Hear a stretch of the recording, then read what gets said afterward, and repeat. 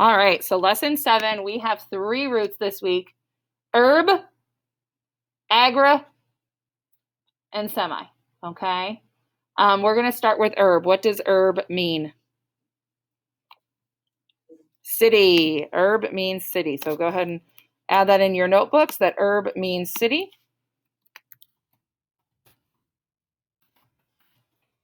Okay. So our words are suburban, suburbanite, urbane, and urbanization. Okay. Oh, I spelled that wrong. Urbanization. All right. So the very first word that we are going to focus on is urbanization. Okay. The growth of both population and industry in U.S. cities created a need for more buildings and better transportation, contributing to the process of urbanization in areas of the United States. Okay, so urbanization, which is the very last one, we're in alphabetical order here. Urbanization is the growth of a city.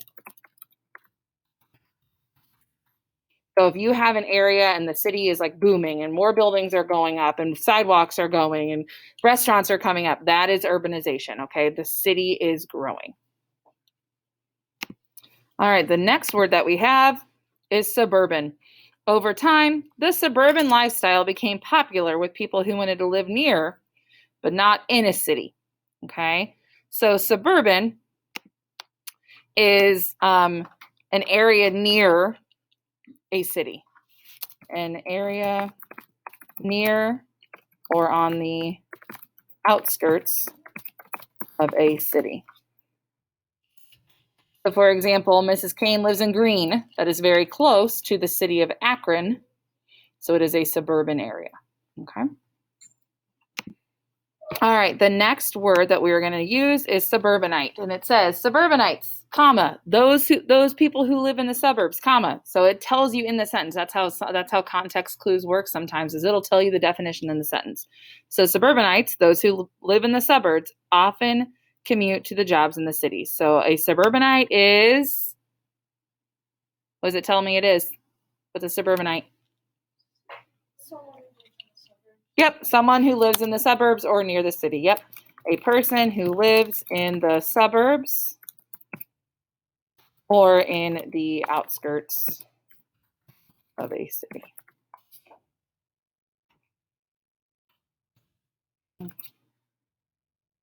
All right, the very last urb word is urbane, and it says urbane people who enjoy the finer things in life often find more cultural opportunities in the city.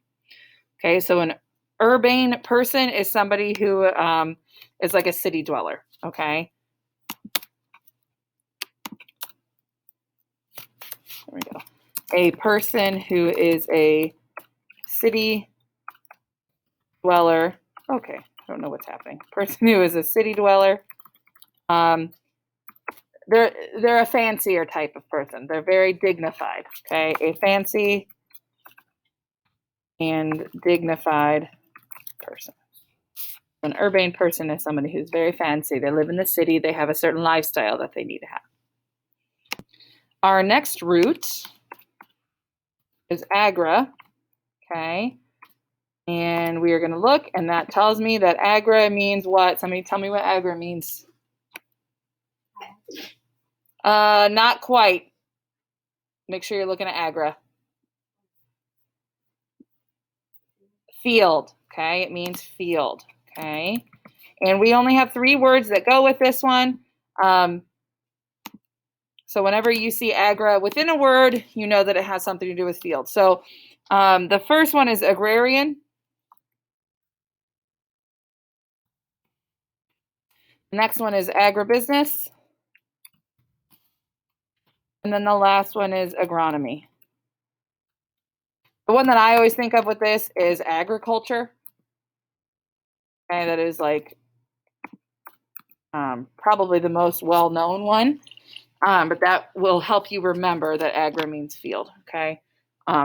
It says Agriculture is when you think of a producing crops and raising livestock, and that's what agriculture is, okay?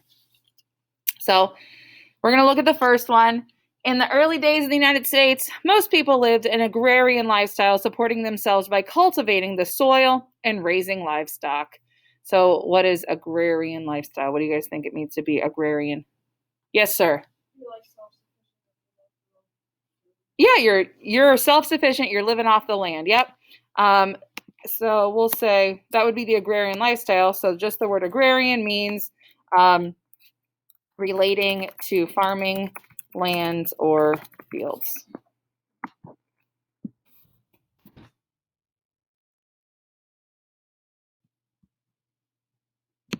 All right, the next two words are in the same dot on the vocab page. Today, students of agronomy are interested in applying their knowledge of crop production to a profession in agribusiness, the production, processing, and distribution of agricultural products. So agribusiness, it tells you what it is, right? That is the business of producing, processing, and distributing agricultural products, and those are products that come from a field.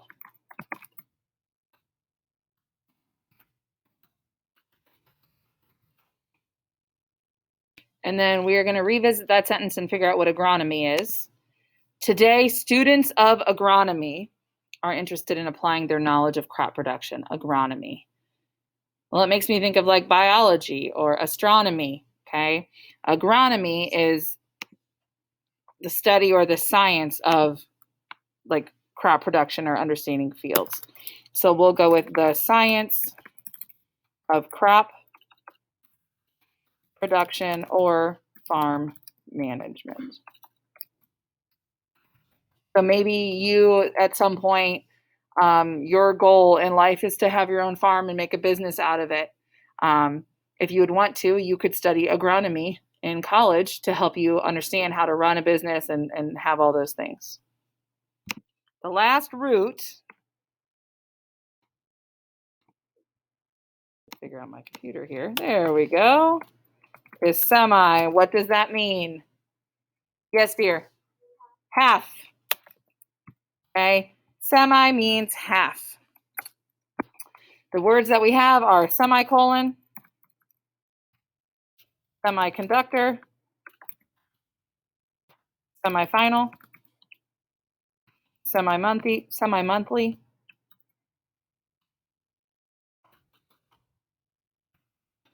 and the last one is semi-professional. Okay. Semi means half. I'll give you guys a second to write those words.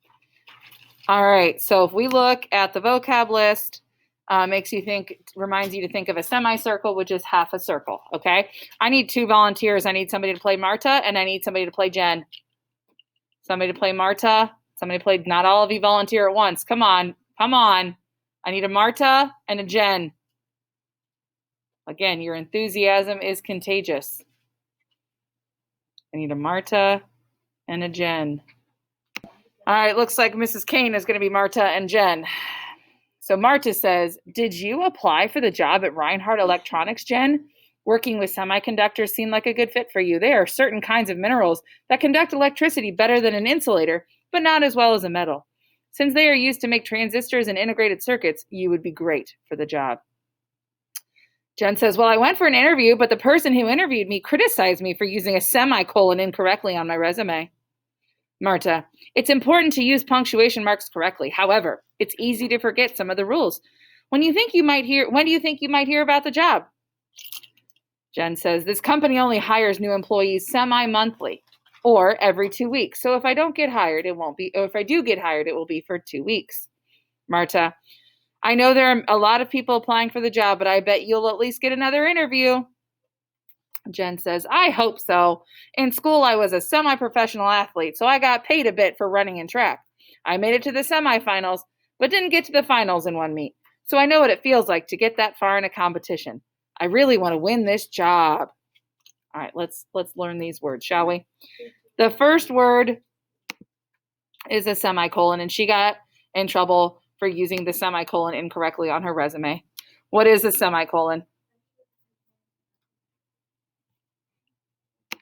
So a semicolon is what? Anybody know? It's this little guy right here. Maybe if it'll show up. This little guy right there. That there's a semicolon. See it? I'll make it red. Okay, that's a semicolon. And what a semicolon is essentially it's half of a colon, which is that half of a colon. It is used to kind of have a longer pause of a comma. Used for a longer pause than a comma. A lot of times you'll see people put these before the word however or therefore, or before a lot of transition words. All right, the next word is semiconductor. If you go back to the script, you have working with semiconductors seem like a good fit for you. Certain kind of minerals that conduct electricity better than an insulator, but not as well as a metal. So a semiconductor is something that allows electricity to flow through, but not as much as a conductor, like about half of what a conductor does. Okay, so this allows the flow of electricity, but about half as much as an actual conductor does. So like metal is a conductor, okay? So a semiconductor is not going to be as good of a conductor as something that is like metal, okay? All right, the next word is semifinal. She was talking about how she ran track. She made it to the semifinals. The semifinals are the two games or the round that occurs before the final. It cuts the amount of participants in half, okay? The two games before a final cuts the participants or athletes or whatever in half. Not actually cutting them in half, just cuts the number in half. Tough crowd.